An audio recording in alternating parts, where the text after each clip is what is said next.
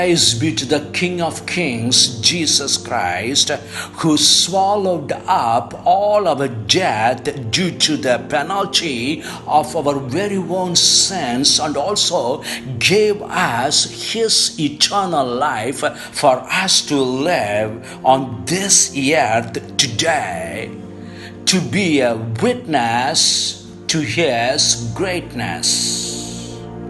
From the book of Psalms, chapter 3, a psalm of David, from verses 1 to 5, says these holy words to our ears.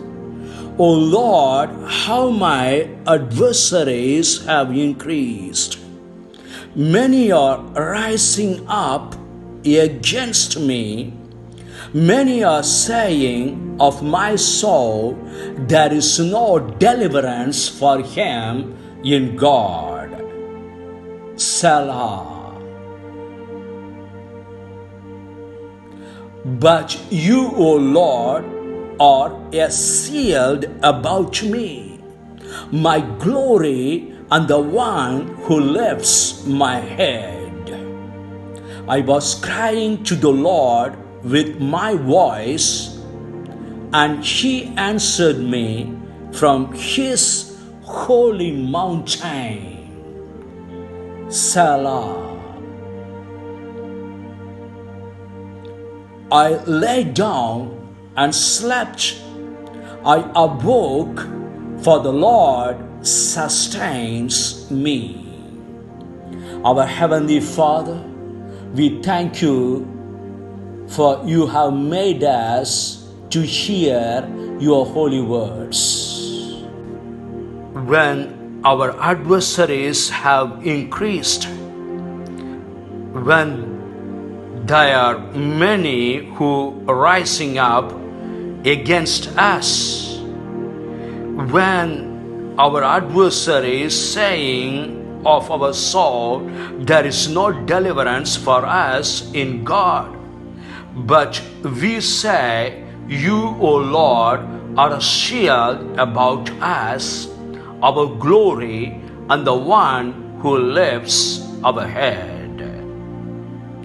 Therefore, we will offer sacrifices in your chant with shouts of joy. We will sing, yes, we will sing high praises to the Lord our God for his magnificent works and for his greater grace he has given to us. In the mighty name of Jesus Christ, I pray to the Lord our God. Amen.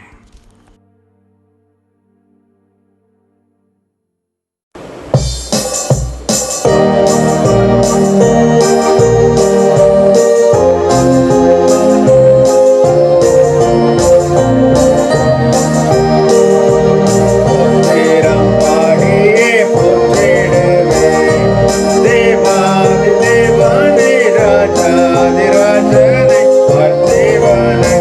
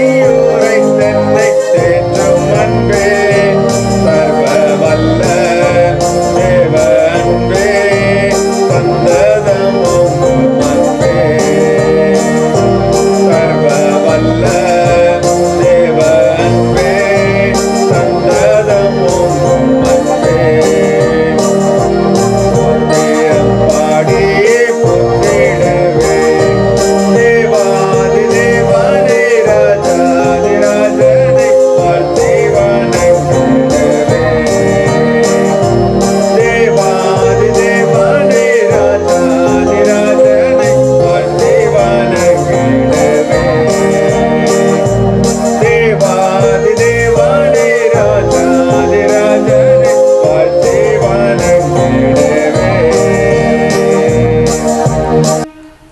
ஹல்லேலூயா, ஹல்லேலூயா, ஹல்லேலூயா. தகப்பனே, நன்றி ஆண்டவரே, ஆவியானவரே, ஸ்தோத்திரப்பா. இறங்கி வாங்க, மத்தியில் இறங்கி வாங்க, தேவ பிரசன்னம் இறங்கி வரும்படியாக ஜெபிக்கிறோம். பா, இறங்கி வாங்க, மத்தியில் இறங்கி வரும்படியாக ஜெபிக்கிறோம்ப்பா. தேவ பிரசன்னத்தில் நடத்தும்படியாக ஜெபிக்கிறோம். பா, உதவி செய்யுங்க, உதவி செய்யுங்க.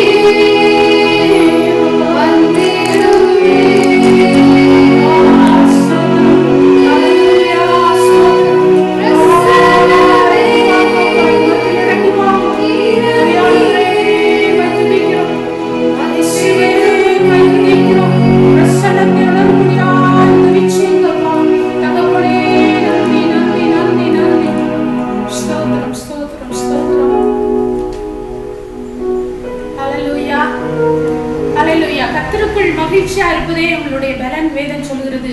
ஆகவே இந்த நாட்களிலே நாம் கர்த்தருக்குள் மகிழ்ச்சியா இருக்கிறோமா? நம்ம எல்லாரும் கர்த்தருக்குள் மகிழ்ச்சியா இருக்க வேண்டிய ஒரு சூழ்நிலைக்கு நேராக கடந்து வந்திருப்போம். அதுதான் நம்முடைய பலன்.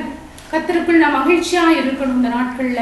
ஆகவே நம்ம எல்லாரும் சந்தோஷமாய் பாட போகிறோம். கர்த்தருக்குள் மகிழ்ச்சியா இருக்கிற நம்முடைய பலனை இந்த நாட்களில உணர்ந்து, ஆண்டவரே பலன் தாங்க, உங்க சமூகத்துல வந்து நிற்கிறோம், எங்களை மகிழ்ச்சியாக்குங்கன்னு சொல்லி இந்த நாட்களில் நாம் பாடுவோமா? சந்தோஷமா இருங்க, சந்தோஷமா இருங்க என்ற பாடலை நாம் பாடுவோம்.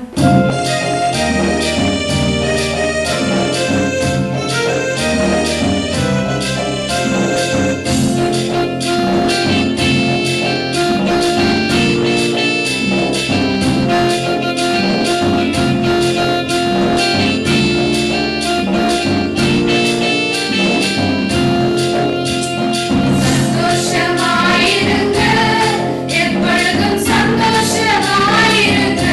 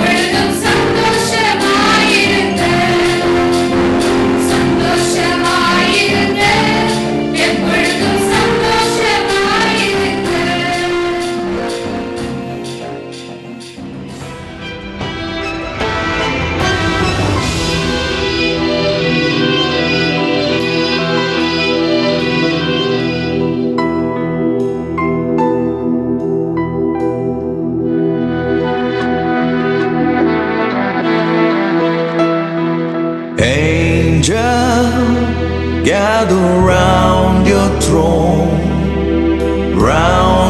throne they bring praises to the living one, to the awesome one they sing. You are holy, you are holy,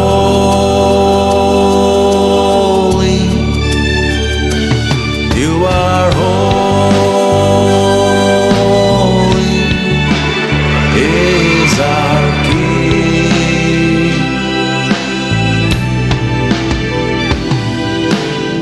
Angels gather round your throne, round your throne they bring praises to the living one, to the awesome one they sing. You are holy, you are holy,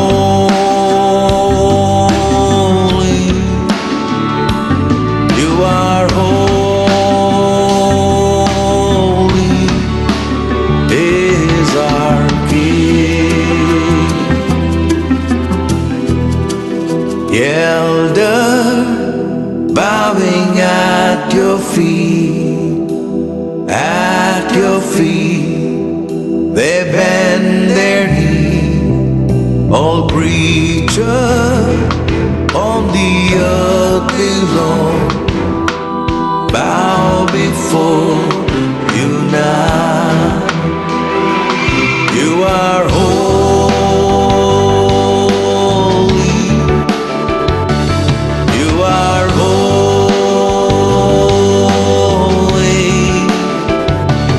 you are holy, is our King. You are holy,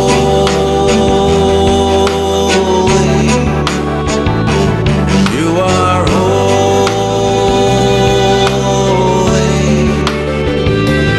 you are holy, is our King.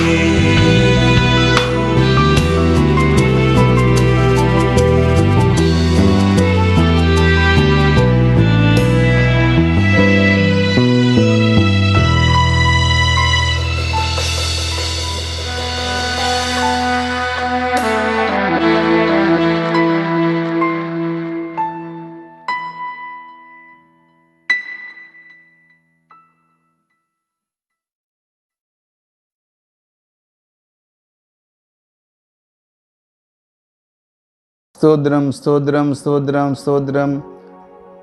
இரக்கும் அன்பும் நீடிய பொறுமை சாந்தமுள்ள தேவனே எமக்கு ஸ்தோத்திரம்.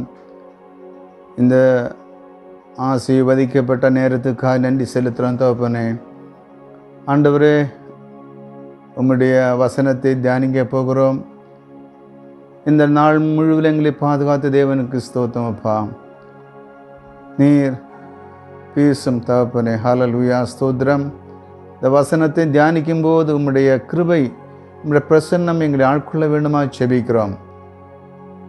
ஆண்டவரே, இந்த வசனத்தினுடைய ரகசியங்களை அறிந்து கொள்ளும்படியான ஞானத்தையும் அறிவையும் தர வேண்டுமா ஜெபிக்கிறோம் ஐயா.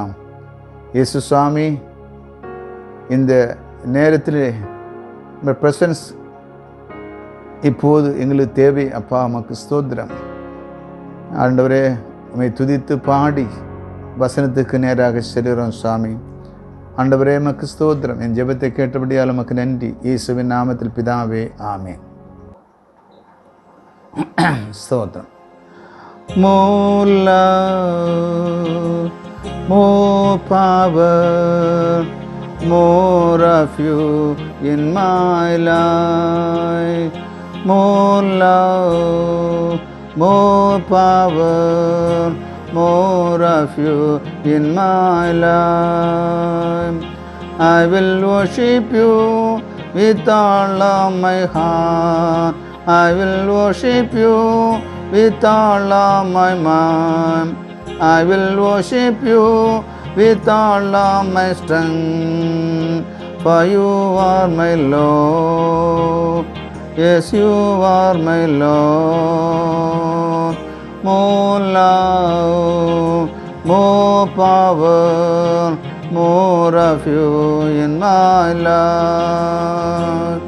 I will worship you with all of my heart.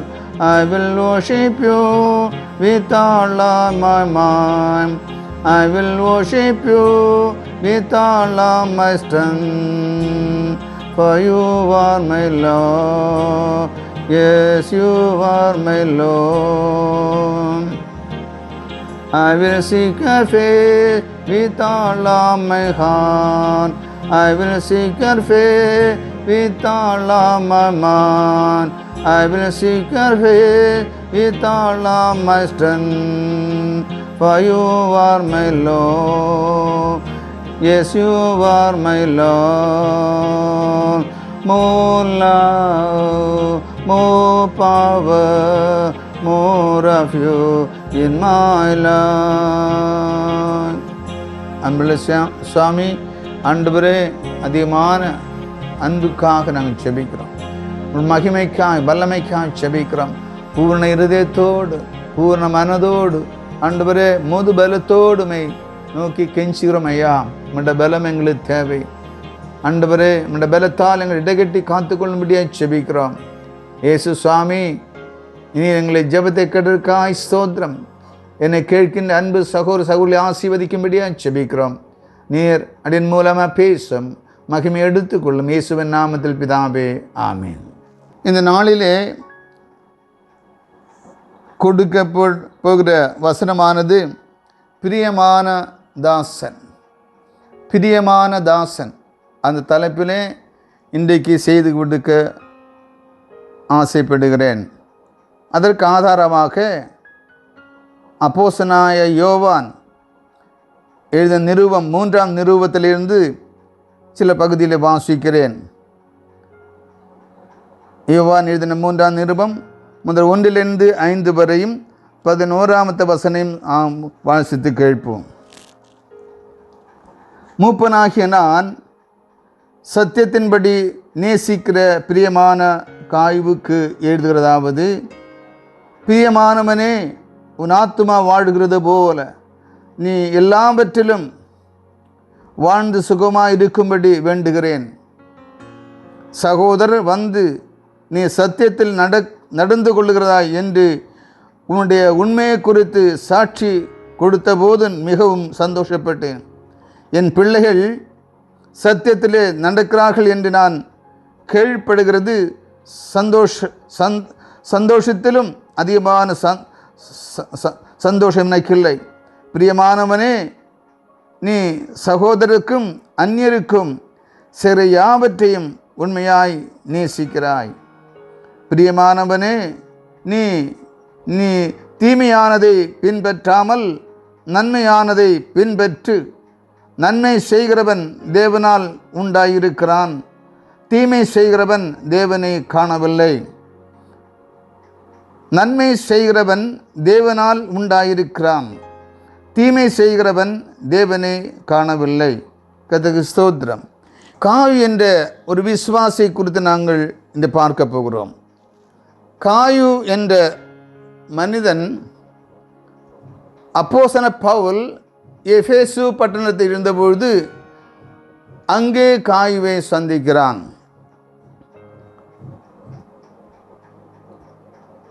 காயுவை குறித்து பவுல் சொல்லும் பொழுது நாம் பார்க்கிறோம், அவன் அதிகமாக நேசிக்கிற அப்போஸ்தலன். இந்த அப்போஸ்தலன்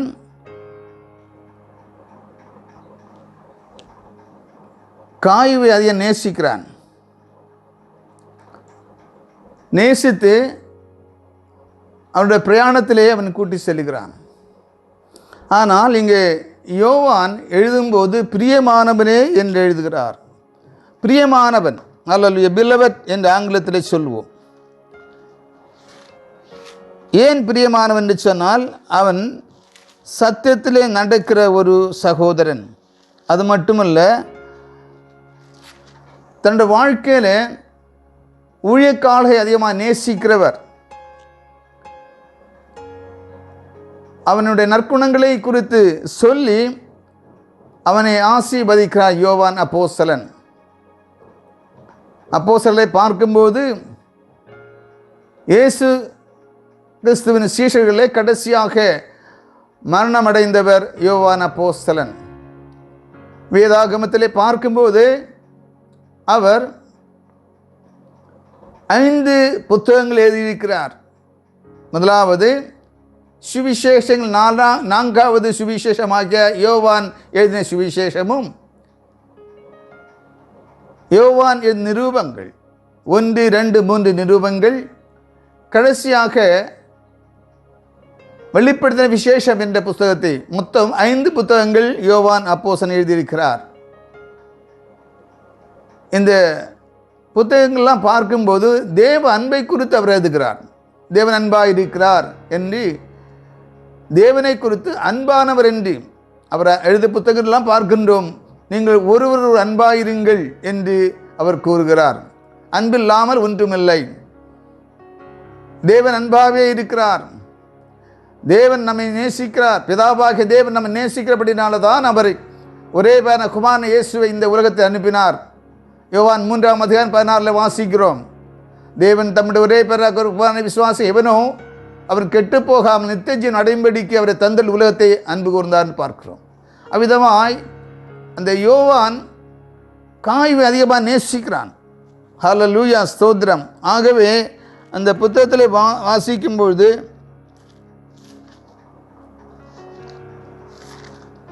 பிரியமானவனே, உன் ஆத்துமா வாழ்வது போல் எல்லாவற்றிலும் வாழ்ந்து நீ சுகமாய் இருக்கும்படி அவர் சொல்லுகிறார். பிரியமான 2ஆம் வசனம், பிரியமானவனே உன் ஆத்துமா வாழ்கிறது போல நீ எல்லாவற்றிலும் வாழ்ந்து சுகமாய் இருக்கும்படி வேண்டுகிறேன். அல்லேலூயா, ஸ்தோத்திரம். அவ்விதமாக காயுவை அதிகம் நேசிக்கிறான். காயுவை அவருடைய பூர்வீகத்தை பார்க்கும்போது ஒரு சாதாரண மனுஷன்தான். அப்போஸ்தலன் பவுல்தான் அவரை ஸ்நானப்படுத்தினவர். 1 கொரிந்தியர் 1ஆம் அதிகாரம் 14-15 வாசிக்கும்போது அவர் சொல்லுகிறார், நான் கிறிஸ்துவையும் காயும் மட்டுமே ஸ்நானப்படுத்தியிருக்கிறேன் என்று சொல்லி அங்கே வாசிக்கிறோம். ஆக அவரை ஆவிக்கிற வாழ்க்கையில் நடத்தினவர் பவுலடிகள் விசுவாச ஜீவியத்தில். பிற்பாடு அப்போஸ்தலன் பவுல் மரித்த பிறகு யோவான் அப்போஸ்தலனோடு சேர்ந்து தேவனுடைய வேலையை தொடர்ந்து வந்தார்னு பார்க்கிறோம். அல்லேலூயா, ஸ்தோத்திரம். இங்கே இவனுடைய குணாதிசயங்களை பார்க்கும் பொழுது முக்கியமாக அவனுடைய குணாதிசயம் என்று சொன்னால், he is a consistent Christian walking in the truth. சத்தியத்திலே நடக்கிற உறுதியான கிறிஸ்தவன். காய்வு இதை குறித்து புத்தகத்தில் வாசிக்கும் போது he is a consistent Christian, சத்தியத்திலே நடக்கிற சீரான அல்லது உறுதியான கிறிஸ்தவன். வாக்கிங் இன் த ட்ரூத், சத்தியம். இயேசு அதை சொன்னார், நானே வழியும் சத்தியமும் என்று சொல்லியிருக்கிறான். ஆகவே சத்தியத்தில் நிலைநிற்கிறவன், உண்மையை பேசுகிறவன், பொய் பேசாதவன், உள்ளதை உள்ளதென்று சொல்லுகின்றவன், இல்லாததை இல்லதென்று சொல்லுகிறவன். அவ்விதமான வாழ்க்கை கிறிஸ்தவனாக இருக்க வாழ்க்கை தான் தேவன் விரும்புகிறார். பொய் சொல்லக்கூடாது. ஆகவே இந்த மனிதனிடத்தில், இந்த காவினிடத்தில் அவ்விதமாக உண்மையை கண்டான். ஆகவே அனுத்தரமாக அவர் சொல்கிறார், நீ உண்மையில் நடக்கிறதை கேட்டு நான் மிகவும் சந்தோஷப்படுகிறேன். அதான் அந்த புத்தகத்தை வாசிக்கும் போது 3ஆம் வசனம், சகோதரர் வந்து நீ சத்தியத்தில் நடந்து கொள்ளுகிறதா என்று உன்னுடைய உண்மையை குறித்து சாட்சி கொடுத்த போது மிகவும் சந்தோஷப்பட்டேன். உண்மையில் நடக்கிறவனை ஆசீர்வதிக்கிறவர், உண்மையை விசுவாசிக்கிறவன் அல்ல உண்மையாக நடக்கிறவனை அனுகிரகிக்கிறவர் அல்ல அனுகிரகம் செய்கிறவர் கர்த்தர். அப்படித்தான் கர்த்தர் உண்மையை விரும்புகிற தேவன். ஹல்லேலூயா, ஸ்தோத்திரம். அடுத்து இரண்டாவது குணாதிசயம் என்று சொன்னால், he is known for his hospitality. he helped itinerant missionaries என்று சொன்னால் பிறரை உபசரிக்கிறவர் அல்லது விருந்தோம்பல் என்ற நல் காரியங்களை செய்கிறவன். அதிலே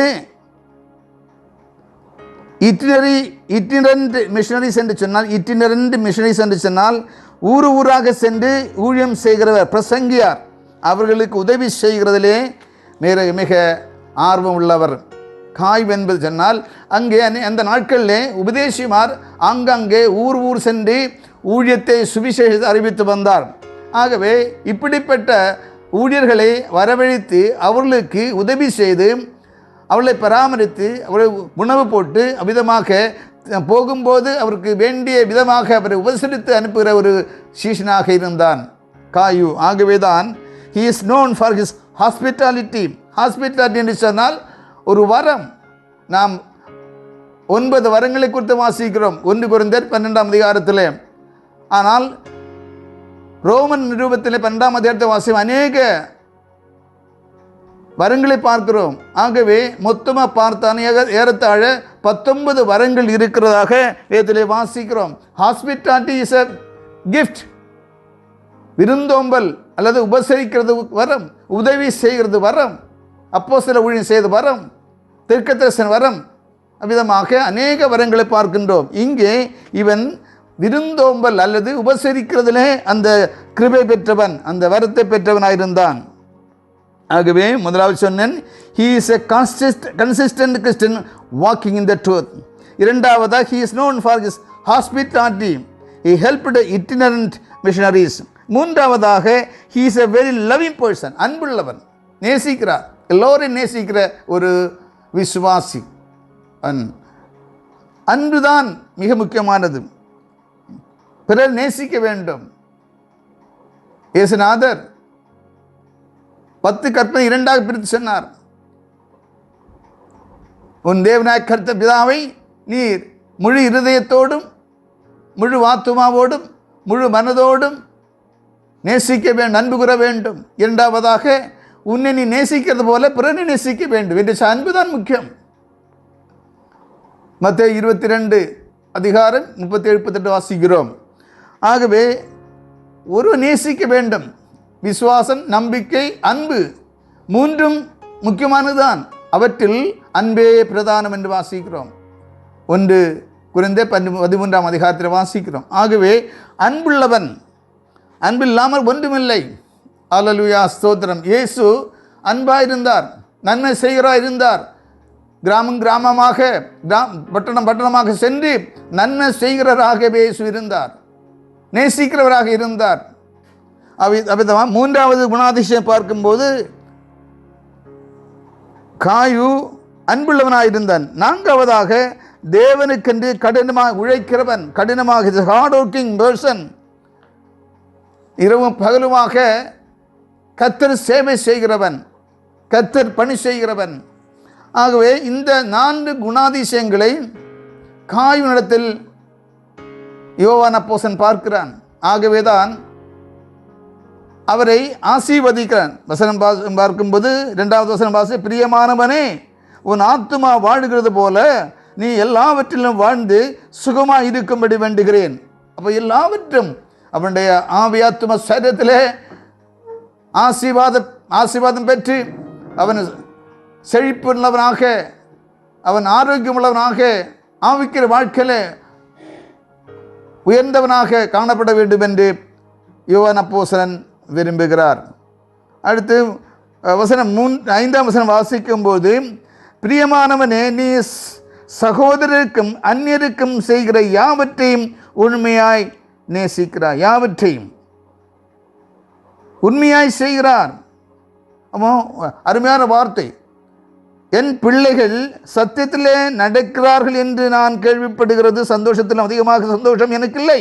5ஆம் வசனம் செல்லும்போது, பிரியமானவனே காவிய பார்த்து சொல்ல, நீ சகோதரருக்கும் அந்நியருக்கும், பாருங்க அங்க சகோதரர் என்று பிரதர்ஸ், அந்நியர் என்று சொன்னால் புறஜாதி, ஜென்டைல்ஸ். அப்போ அவர்களையும் ஒருபோல் நேசிக்கிற ஒரு சகோதரன். காயு சகோதரன் மட்டுமல்ல, பிரதர்ஸ் அவர் மட்டுமல்ல, அந்நிய புறஜாதிக்காரையும் நேசிக்கிற ஒருபோல நேசிக்கிறவர். பாருங்க, பிரியமா நீ சகோதரருக்கு அந்நியருக்கும் செய்கிற யாவற்றையும் உண்மையாய் செய்கிறாய். உண்மையாய் இங்கே பார்க்கும்போது சில வேளைகள் நான் பார்த்துருக்கிறேன், பந்தி விளம்பும் போது பட்சபாதம் காட்டுவார்கள். ஒருவனிடத்தில் கொஞ்சம் போடுவாங்க, மற்றவனிடத்தில் விருப்பம் இருந்தால் கொஞ்சம் போடுவாங்க, விருப்பம் உள்ளவர்கள் அதையும் போடுவாங்க. அங்கே பட்சபாதம் காக்கிறோம். அப்படி கிடையாது. நான் சகோதரனாக இருந்தாலும் பிரஜாதிக்காரர் யாராக இருந்தாலும் ஒன்றுமல் நேசிக்க வேண்டும். பெரியவன் என்றோ சின்னவன் என்றோ கல்வி பெற்றவன் என்றோ கல்லாதவன் என்றோ வித்தியாசம் பார்க்கக்கூடாது. பெரிய ஜாதி சின்ன சாதின்னு பார்க்கக்கூடாது. நாம் எல்லோரும் தேசுக்கு இரத்தத்தால் மீட்டெடுக்கப்பட்ட சகோதரர்கள். நாம் எல்லோரும் நேசிக்க வேண்டும். ரட்சிக்கப்பட்டவனே ரட்சிக்கப்படாதவனே நேசிக்க வேண்டும். இயேசுநாதர் சொன்னார், உன்னை நேசிக்கிறவனை நேசிப்பது நேசம் அல்ல, உன்னை விரோதிக்கிறவன் உன்னை சத்ரு நேசிக்க வேண்டும் என்று சொல்லுகிறான். ஆகவே இந்த குணாதிசயங்களை கண்ட யோவான் அப்போஸ்தலன் அவனை குறித்து மெச்சி பேசுகிறார். ஹல்லேலூயா, ஸ்தோத்திரம். கடைசி அதிகாரங்களை பார்க்கும்போது எழுத வேண்டிய காரியங்கள் அநேகம் உண்டு, ஆனால் கையினாலும் இறகினாலும் எழுத எனக்கு மனதில்லை. சீக்கிரமாய் உன்னை காணலாம் என்று நம்பி இருக்கிறேன். அப்பொழுது முகாமுகமாய் பேசிக்கொள்வோம் என்று சொன்னார்.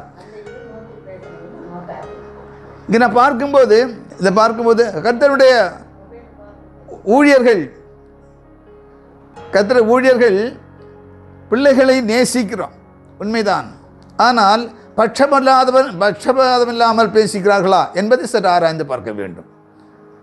இங்கே அப்படிப்பட்டவன் நல்ல காயு, எல்லோரையும் ஒருபோல் நேசிக்கிறவன் விதமாய். ஆகவேதான் அவர் சொல்லுகிறார், நீ எல்லாவற்றையும் செழிப்பாக வாழ வேண்டும். ப்ராஸ்பரிட்டி அல்லது ஐஸ்வர்யம் உனக்கு வேண்டும், குறைவில்லாமல் இருக்க வேண்டும். என்னால் தான் வருகிறவர்களை உபசரிக்க உனக்கு வசதி இருக்கும், உனக்கு வாய்ப்பு இருக்கும். ஆகவே நீ எல்லாவற்றிலும் ஐஸ்வர்யமுள்ளவனாக இருக்க வேண்டும். ஆவிக்கிற வாழ்க்கையிலே பெரியவனாக இருக்க வேண்டும், சுகமுடையவனாக இருக்க வேண்டும், சுகத்தோடு வாழ வேண்டும். அப்போ சரீர பிரகாரமாக ஆவிக்கிற பிரகாரமாக எல்லாவற்றில் நீ உயர்ந்திருக்க வேண்டும் என்று யோவான் அப்போஸ்தலன் விரும்புகிறார்.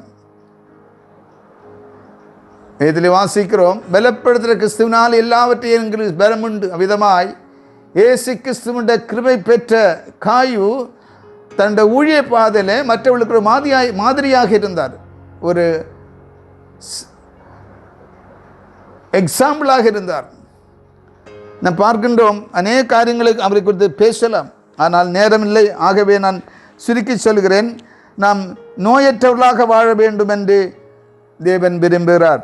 யாத்திரையாகமம் 15ஆம் அதிகாரம் 26ஆம் வசனத்தை வாசிக்கிறோம். அதே போல உபாகமம் 7:15 வாசிக்கிறோம். உபாகமம் 7:15 வந்து வாசிப்போம். ஹல்லேலூயா, ஸ்தோத்திரம். உபாகமம் 7:15 வாசிக்கும்போது, கர்த்தர் சகல நோய்களையும் உன்னை விட்டு விலக்குவார், உனக்கு தெரிந்திருக்கிற எகிப்தியாரின் கொடிய ரோகங்களில் ஒன்று உன்மேல் வரப்பண்ணாமல் உன்னை பயக்கிற யாவர் மேலும் அவைகளை வரப்பண்ணுவார் என்று சொல்கிறார். கர்த்தர் நாம் சுகத்தோடு வாழ வேண்டும் என்று விரும்புகிறார். பலத்தோடு நாம் காணப்பட வேண்டும், சோர்ந்து போகக்கூடாது, சுகபலத்தோடு காணப்பட வேண்டும். கர்த்தர் ஊழியத்தை செய்யும்போது உற்சாகமாய் செய்வதற்கு ஆரோக்கியம் வேண்டும், பலன் வேண்டும், ஆசீர்வாதம் வேண்டும், ஐஸ்வர்யம் வேண்டும்.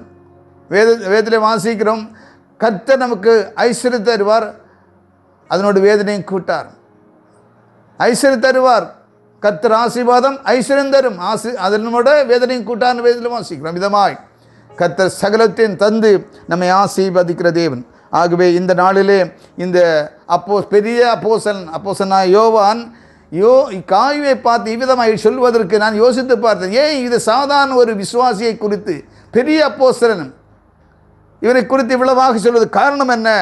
அவனுடைய குணாதிசயங்கள். முதலாவது நான் சொன்னேன், திரும்ப நான் 4 குணாதிசயங்களை சொல்லி நான் இதை முடிக்க விரும்புகிறேன். முதலாவது, அவன் ஜீவிதத்தில் அவன் உண்மை உள்ளவனாயிருந்தான். ரெண்டாவது பார்க்கும்போது, he is a consistent Christian walking in the truth. சத்தியத்திலே உறுதியாக நடக்கிறவன் கிறிஸ்தவன். மூன்றாவது, he is known for his hospitality. பிறரை உபசரிக்கிறதில் அவன் பெயர் பெற்றவனாயிருந்தான். வருகின்ற ஊழி நிமித்தமாக வருகின்ற பிரசங்காரை தங்க வைத்து உபசரித்து கனப்படுத்தி அனுப்புகிற ஒரு சகோதரன். ஆகவே இந்த குணாதிசயங்கள் இருந்தபடினால் யோவான் ஒரே ஒரு அதிகாரம் எழுதி காயுவை கனப்படுத்துகிறான். காயு சாதாரண மனிதன் தான். ஆகவே நம்முடைய வாழ்க்கையில, இந்த கிறிஸ்தவ வாழ்க்கையில, உலக வாழ்க்கையில நாம் ஜீவிக்கும் போது இப்படிப்பட்ட குணாதிசயங்கள் இருக்க வேண்டும் என்று கர்த்தர் விரும்புகிறார். பிறரை நேசிக்க வேண்டும், பிறரை உபசரிக்க வேண்டும், உதவி செய்ய வேண்டும். அது மட்டுமல்ல, கர்த்தருக்கென்று இரவும் பகலும் உழைக்க வேண்டும், அயராது உழைக்க வேண்டும். நாம் கர்த்தருக்கென்று பாடுபட்டால் அவர் வருகையில் நாம் எடுத்துக்கொள்ளப்படுவோம். மட்டுமல்ல, அவருடைய சிங்காசனத்திலே அவரோடு கூட இருப்போம். ஆகவே தான் யோவான் 14:3 வாசிக்கும் போது, உங்கள் இதயம் கலங்காதிருப்பதாக, என் பிதாவினிடத்தில் என்னிடத்தில் விசுவாசமாயிருங்கள். பிதாவின் வீட்டு அநேக வாசஸ்தலம் உண்டு, அங்கே நான் இருக்கும் இடத்தில் நீங்கள் இருக்கும்படியாக உங்களுக்கு இந்த இடத்தை ஆயத்தப்படுத்தி விட்டு நான் வந்து சீக்கிரமாக சேர்த்துக் கொள்வேன் என்று சொன்ன வார்த்தை. சீக்கிரமாக இயேசு வருகிறார். சீக்கிரம் கம்மிங், ராப்சர், அல்ல நான் போக வேண்டும். உபத்திரவ காலத்தில் தள்ளப்படாதபடி ரகசிய விரைவிலே நாம் காணப்பட வேண்டும். அதற்காக இந்த உலகத்தில் வாழும் நாட்களிலே பரிசுத்தமாய் வாழ்வோம், பரிசுத்த ஜீவன் செய்வோம், விசுவாசத்தோடு வாழ்வோம். விசுவாசம் இல்லாமல் தேவனுக்கு பிரியமாயிருப்பது கூடாத காரியம் என்று வாசிக்கிறோம். ஆகவே யோவான் அப்போஸ்தலன் காயு ஆசீர்வதித்தது போல, பிரியமானவனே, உன் ஆத்துமா வாழ்வது போல நீ சகலவத்திலும் வாழ்ந்து சுகமாயிரு என்று பிரார்த்திக்கிறேன் என்று சொன்ன வார்த்தையின்படியாக தேவன் நம்மை ஆசீர்வதிப்பாராக. ஆமேன். இப்போது ஒரு பாடலை பாடி நாம் இந்த செய்தியை நான் முடிக்க விரும்புகிறேன். ஹல்லேலூயா, ஸ்தோத்திரம், ஹல்லேலூயா, ஸ்தோத்திரம். பிரியமானவனே, உன்னாத்துமா வாழ்வது போல் நீ எல்லாவற்றிலும் வாழ்ந்து சுகமாயிரு மகனே. பிரியமானவளே, உன்னாத்துமா வாழ்வது போல் நீ எல்லாவற்றிலும் வாழ்ந்து சுகமாயிரு மகளே. வாழ்க்கை என்பது போராட்டமே, நல்லதொரு போராட்டமே. வாழ்க்கை என்பது போராட்டமே, நல்லதொரு போராட்டமே. ஆவிதரும் பட்டயத்தை, ஆவிதரும் பட்டயத்தை எடுத்து போராடி வெற்றி பெறு, எடுத்து போராடி வெற்றி பெறு. பிரியமானவனே, உன் ஆத்துமா வாழ்வது போல் நீ எல்லாவற்றிலும் வாழ்ந்து சுகமாயிரு மகனே. பிரயாணத்தில் மேடு உண்டு, பள்ளங்களும் உண்டு. பிரயாணத்தில் மேடு உண்டு, பள்ளங்களும் உண்டு. மிதித்திடுவாய் தாண்டிடுவாய், மிதித்திடுவாய் தாண்டிடுவாய். மான்கால்கள் உனக்குண்டு மறவாதே, மான்கால்கள் உனக்குண்டு மறவாதே. பிரியமானவனே உன் ஆத்துமா வாழ்வது போல் நீ எல்லாவற்றிலும் வாழ்ந்து சுகமாயிரு மகனே. ஓட்ட பந்தயம் நீ ஓடுகிறாய், ஒழுங்கின்படி ஓடு மகனே. ஓட்ட பந்தயம் நீ ஓடுகிறாய், ஒழுங்கின்படி ஓடு மகனே.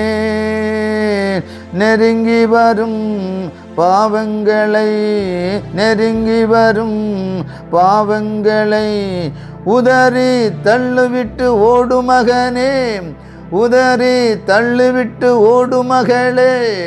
பிரியமானவனே உன் ஆத்துமா வாழ்வது போல் நீ எல்லாவற்றிலும் வாழ்ந்து சுகமாயிரு மகனே. பிரியமானவளே உன் ஆத்துமா வாழ்வது போல் எல்லாவற்றிலும் வாழ்ந்து சுகமாயிரு மகளே. ஹல்லேலூயா, ஸ்தோத்திரம்.